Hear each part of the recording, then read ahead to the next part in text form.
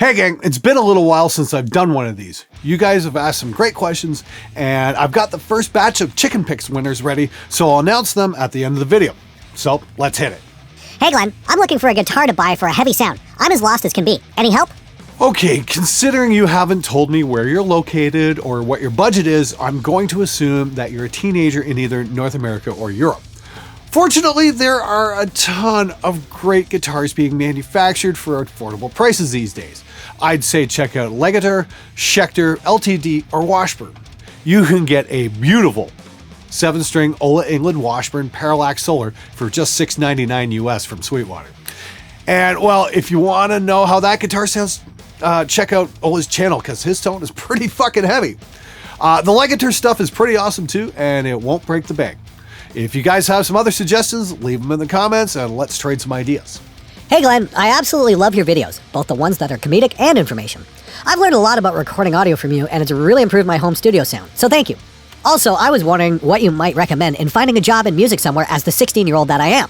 Thanks for the fantastic videos. Cheers. If you want to get started in the music business at 16, I'd say a good place to start would be volunteering at local shows, because nobody is going to want to pay a 16-year-old, but you can get some great experience by hauling gear and running cables for bands. Check out your local community center for any all-ages shows that might be coming up and ask to help out. None happening in your area? Well, then step up and organize one yourself. Social media exists for a reason. Get in touch with the local bands, find a place that can host an all-ages show, and make it happen. If you can promo your own show and pull it off, you can probably make money that way. So you can take a cut of the ticket sales. But be warned, bands are lazy, and if you want to sell tickets, you'll probably have to do the bulk of the work yourself. Not all bands, mind you, but more of them than you would think. I love the gear reviews, but I hate how much gear is going dummy-proof. Auto-tuning guitars? Cut-proof mics? If anything, they should be making the gear harder to use so we can thin the herd. Oh, I don't know about that. I've seen plenty of bass guitars that are dummy-proof, usually in my studio and when it's time to record. Hey Glenn, it's no wonder Sebastian Bach himself called you an asshole. You are one. Context? I would love to know why Bach called me an asshole and where he did it. Was it over my commentary for Metal Sucks regarding his lackluster new album? I'm sorry, metalheads just don't want second-rate Nickelback. You know, I honestly believe he's a magnificent vocalist. The guy has an amazing set of pipes on him. I just haven't heard anything inspiring from him since Slave to the Grind. I can't believe people book studio time then drink. Seems so counterproductive. You and me both, pal. I've never understood that mode of thinking for a minute. I always try and say, hey, let's save getting fucked up for after the record. Unfortunately, that suggestion usually falls on deaf ears. Why do you want to bring your desktop PC/laptop to your car to check the mix? That was lame. Ah man, you gotta love the comments from the know-it-alls who obviously know nothing. Okay dude, I'm gonna explain this in terms that even a bass player can understand. Because a car is made out of thin metal and has very few parallel surfaces, it's an ideal acoustic environment. The bass doesn't bounce around in and out of phase, and you don't get weird standing waves like you would in a rectangular room.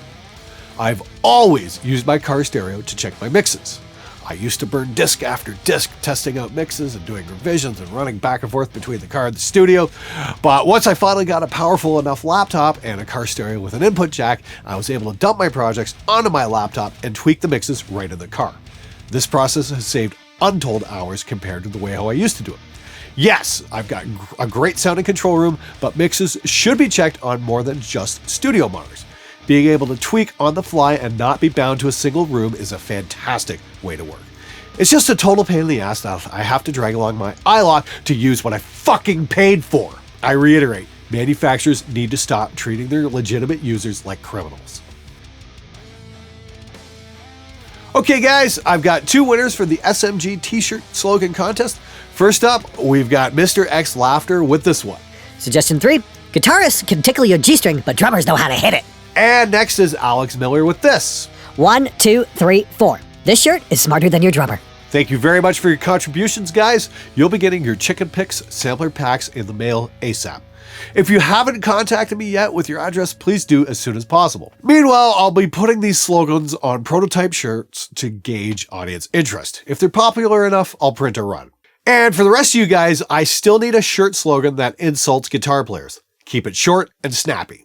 I've got lots more Chicken Picks sample packs to give away, so leave your entries in the comments, follow me on Twitter at SpectreMG, and hit up my web store at www.spectremedia.ca/shop for this awesome shirt and others like them. That's it for this episode, guys. I will see you later.